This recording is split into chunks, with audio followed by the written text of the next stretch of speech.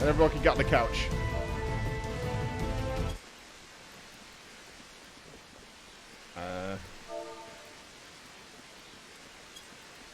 Let me turn the special effects down, because that,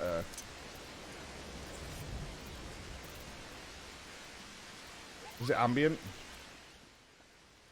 There we go. Okay.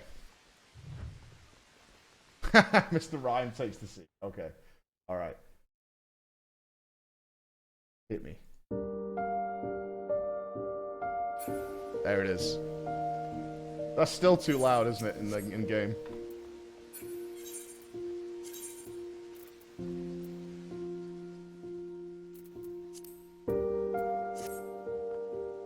Okay. Let's learn a little bit about Louisoix, shall we? I'm excited for this one. The ship glided out of the harbour, slowly gathering speed as its sails caught the brisk coastal breeze. Standing atop the quay wall with their father, Alphino and Alizé bore witness to the vessel's departure. Watched as Louisoix Levieux, their beloved grandsire, was carried away across the sea. And then he was gone. Alphino's voice barely a whisper, his gaze fixed upon the dwindling form of the ship. Alizé glanced at her brother with red-rimmed eyes, but said nothing. The twins had greeted the news of their grandfather's forthcoming journey very differently. While one accepted his decision with a calm practicality, the other had railed and wept. Still, to see the two of them there upon the quay, their slight arms hugging hefty grimoires of their young lives depending on it, one would struggle to tell them apart. They were not so different as they cared to believe. Even had you not gained admission to the studium, and made me exceedingly proud in so doing, these gifts would have been yours regardless. Here, one for each of you. When read together, these two grimoires form a single tome, provided you support one another's studies. I have no doubt that you will soon come to understand the lessons inscribed therein. The volumes Louisoix gave to his grandchildren scant hours before his departure were curious indeed, crafted such that the contents of one could not be deciphered without the other. They hinted at the impish humour which danced behind them oft-times solemn visage of Charlian's preeminent sage and scholar. Thank you, grandfather. Alphino accepted his grimoire with a practised grace and dignity.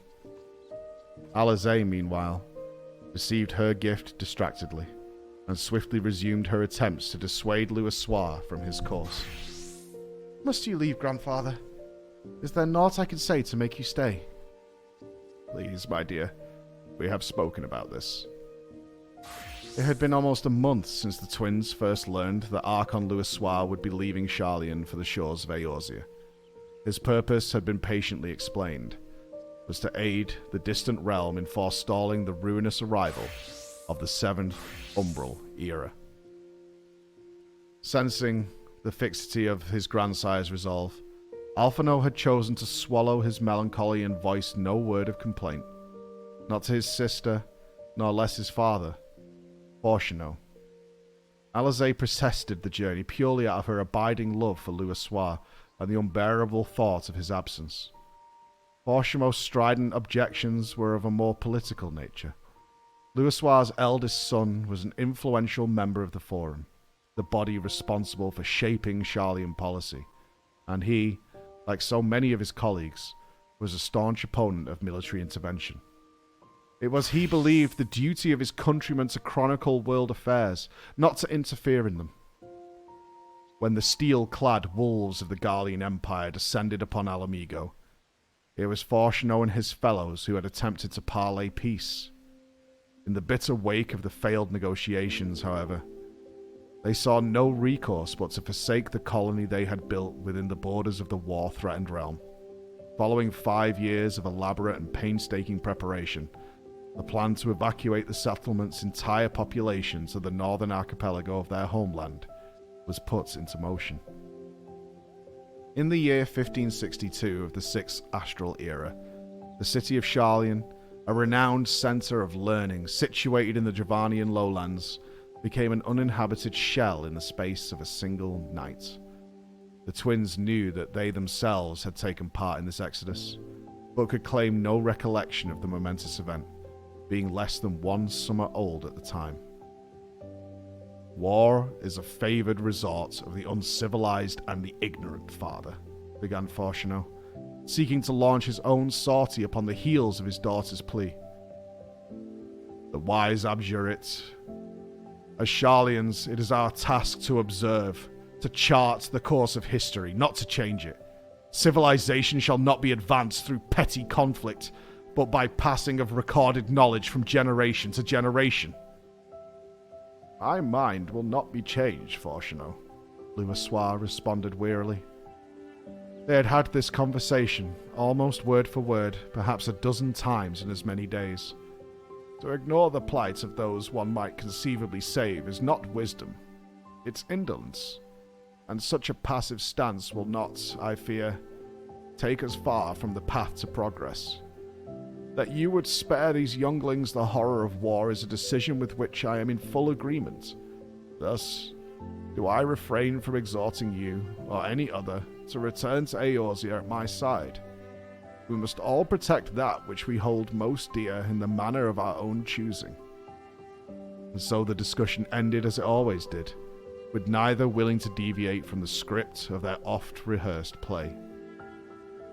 Alphinaud and Alice, it must be said, were children of exceptional intelligence. So advanced were they in their studies of etheric theory and other such esoteric subjects that both had gained acceptance to the studium at the tender age of 11. Thus it was that sharp-minded Alphinaud, while able to recognize the logic of his father's arguments, could also see that his grandfather's cause was just. That the boy remained silent and stemmed not from simple stoicism but from a keen sense of his own inadequacy. A realization that his unpolished skills would yet prove more of a hindrance than a help to Louisoix's endeavour.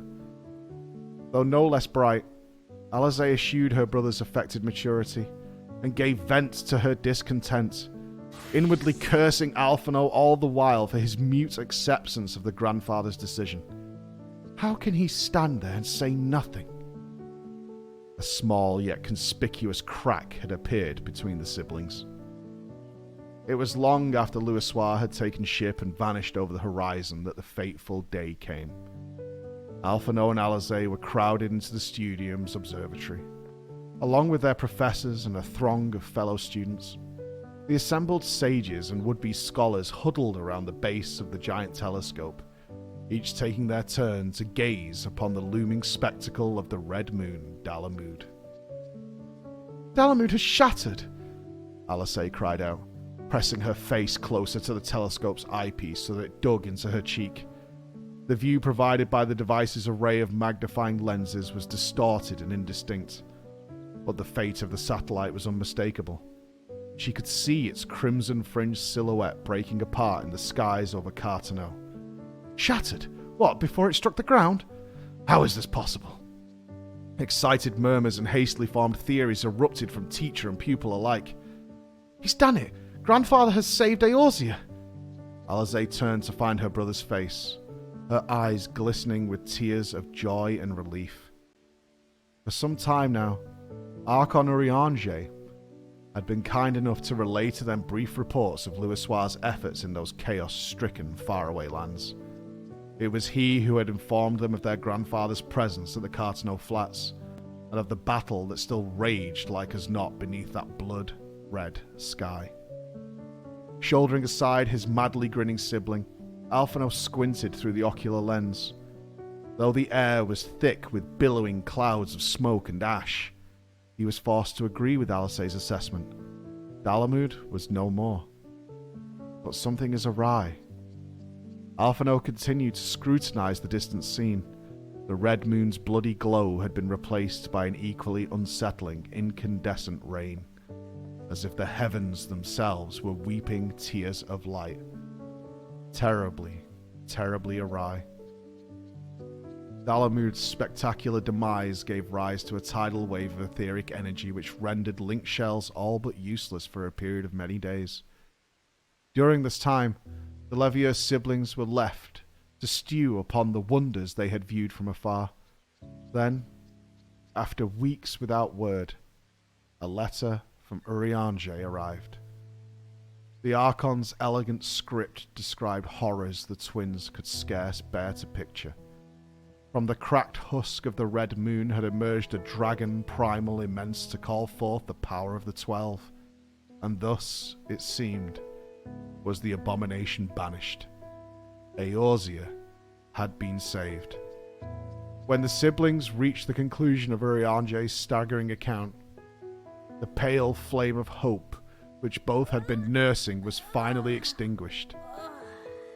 On the broken fields of Cartano did my dearest mentor, thy beloved grandsire, become as light and embark upon his final journey. Alphino's shoulders trembled with quiet sorrow, while Alice wailed aloud, caring not who heard her grief. 5 years later, a ship once more glided slowly out of the harbour. Alphino and Alice stood on the gently rolling deck, watching the gradually shrinking figure of their father alone upon the quay. Recent graduates of the studium, the twins were now 16 summers old enough to be considered of age in Sharlayan society. And so, although he opposed his children's planned journey, Porshno had not sought to bar their way. And now it's our turn, murmured Alphino, thinking back to the day of their grandsire's departure. We follow in grandfather's wake, replied Alice, her head bowed. Looking over at her, Alphino was struck by how widely their convictions differed. As they gripped the rail, however, identical grimoires now hanging from their belts, one could hardly tell them apart. No, they were not so different as they cared to believe. The end. That's a feels bad. That goes such a long way to explaining the Power Rangers maneuver in Bahamut. That goes such a long way to explaining the whole Power Rangers maneuver. It wouldn't probably come across as that cheesy if we'd had that beforehand. It probably wouldn't have come across as that cheesy.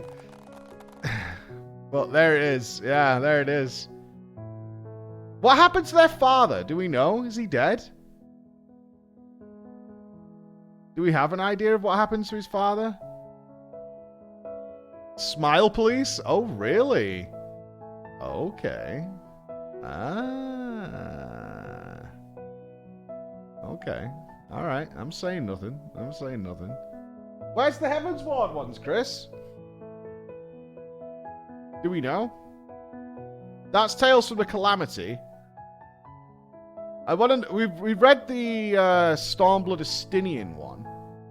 I'm just curious who's in there.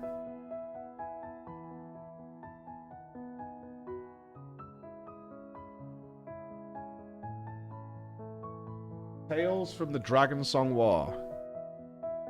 Oh, there's a few of these. All right.